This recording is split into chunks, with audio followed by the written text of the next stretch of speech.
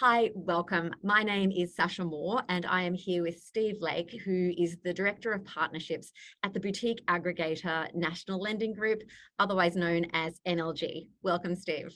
Thanks, Sasha. Always a pleasure. Fantastic. So what I want to talk to you today is there are a lot of emerging trends that are occurring as a result of the broader macroeconomic geopolitical environment that Australia seemed to be much more cocooned from historically, but is now in the global mesh of the whirlwind that is currently occurring. And what I find really interesting is particularly the last 3 years, so off the back of the pandemic, is our lending landscape has changed so materially year on year. So I thought it could be interesting to look retrospectively, say circa a year ago, and look at what trends in finance were occurring at that time and obviously what that represented about the market, to then transport to present day in terms of where the market's currently at, and then crystal ball what that might suggest in terms of opportunities moving forward. All right. So It's a very big just question, this one. just a triple barrel question, Yeah, just just a to triple like barrel. throw it out there at you. All So right. So how, a a year year ago, ago, we let's had an start with that. we had a frenzy. We had probably some insanity really off the back of uh, absolute uncertainty and global issues that we'd never even thought were going to face in our lifetime, such as, COVID and other bits and pieces, but the COVID especially and the reaction to that. So, we had a massive amount of money injected into the economy. We had record low interest rates, increasing people's borrowing power exponentially, a hell of a lot. We had a Reserve Bank saying that, don't worry, it's okay, things won't change until 2024. We had US elections disrupting everyone's mindset. We had all sorts of nonsense going on. And I think with that, a lot of people were stuck at home. A lot of people were stuck in situations that they weren't happy with. And we're not very long-sighted as human beings. So, upgrading the house so that we've got more space to stay at home in, might need an extra room so that we can educate the kids. All these other bits and pieces, to hell with this, I'm going to the beach. All sorts of different changes resulted in A, people being able to borrow more money in the first place, but B, people being willing to put ridiculous offers on properties as well.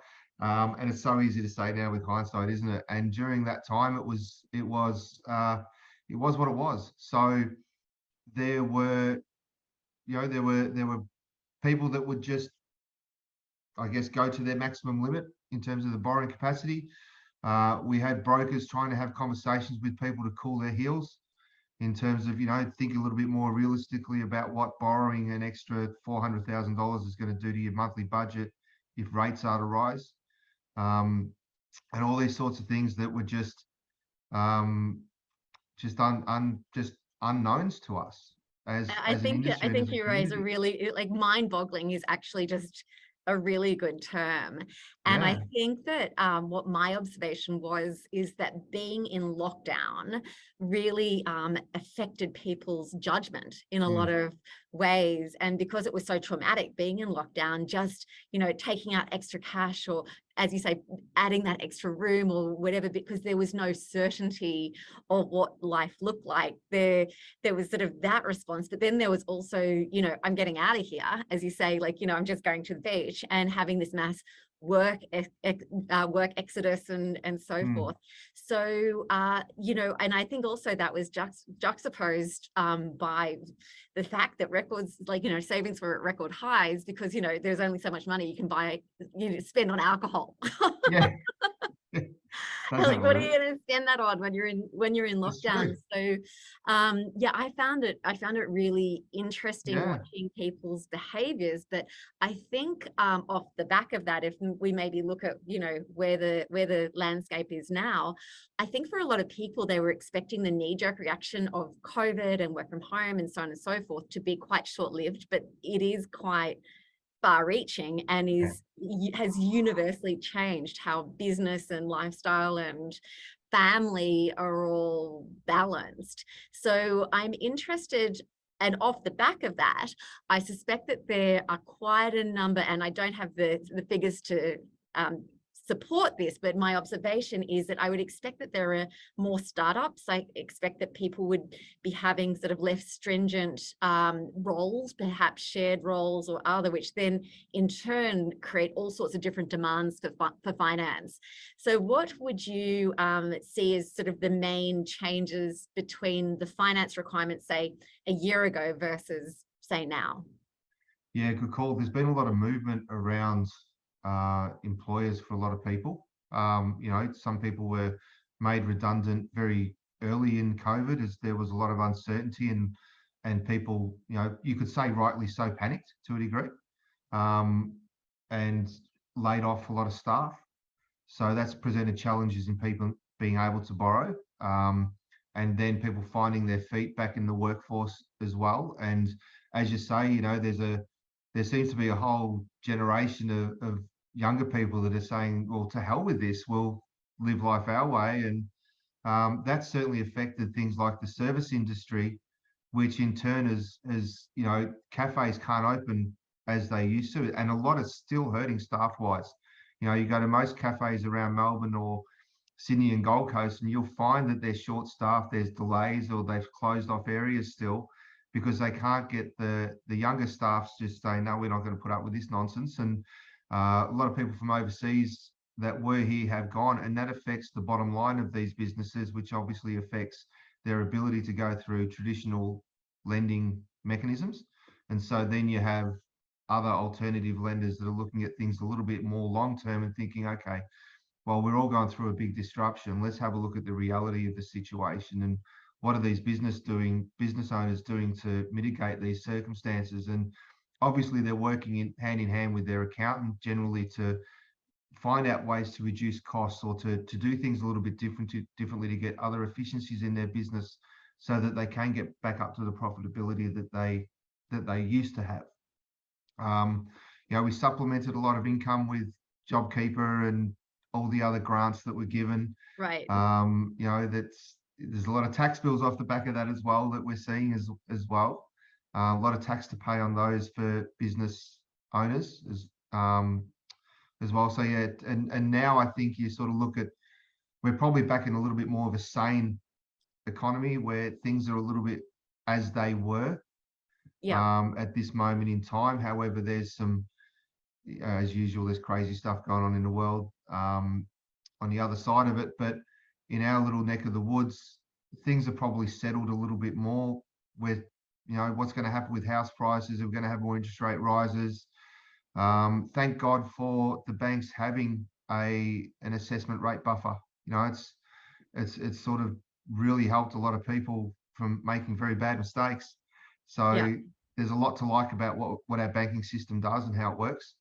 But yeah, it's just sort of probably settled a little bit more at the moment. So then if we have that little crystal ball moment, so obviously, as you mentioned, the ATO is really cracking down on being that quasi line of credit for businesses, that 2-year hiatus of, pressure, whether it's from, the banks or government or other, is clearly done and dusted. And we're in this Molotov cocktail of interest rate rises and inflation and supply chain issues and sort of global uncertainty. Where do you think the opportunities for brokers moving forward to really help businesses in particular, or individuals, however you want to sort of approach it, really help them navigate these continual uncharted waters that we're in? It's time to slow down a little bit. And it's time to look at your clients as a hell of a lot more than a transaction. It's time to genuinely work with them to grow as human beings and as borrowers.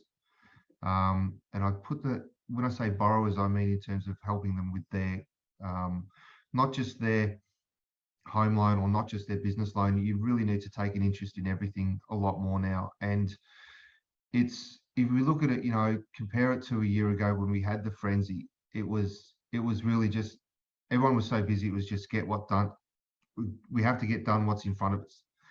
Now it's time to look upon your clients as more of a partner rather than just a client. And I genuinely believe coaching them in credit a lot closer and being that go-to person for everything they do.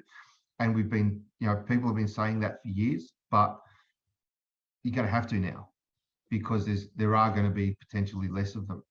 And so you need to get more from less. So you need to help them with their car loans, help them with their commercial, help them with their SMSF lending, help them with the stuff that you may not be expert in and you may not be proficient in and competent at this point in time. But if you partner with the right people, Ascendo Financial, for example, you can learn those skills pretty quick. And it doesn't take too many transactions to become genuinely proficient. And then partnering with the right people. So it's something that we've always been very passionate about at NLG is having building your team. So your team needs to include obviously your aggregator, your referral partners, your top probably 10 or 15 customers that are going to refer you, their friends and family, etc. And then you've also got your lender partners, of course, and that lender partner now needs to expand a little bit more. And then you've got maybe it's a double AMC to help with some further training or whatever whoever it may be, Ascendo that we mentioned. And I think it's now time that you got and there are going to be a lot of opportunities come along. There always are because people will be leaving the industry as we're starting to see. We're privileged to be associated with Nick Young and Trail Homes, and we are seeing a lot of people sell their business now. So the opportunities for expanding your client base, they're real. It's going to be a little bit more difficult, but they're certainly there. And then just making sure that the team that you have around you is first class. I think it's very sound advice.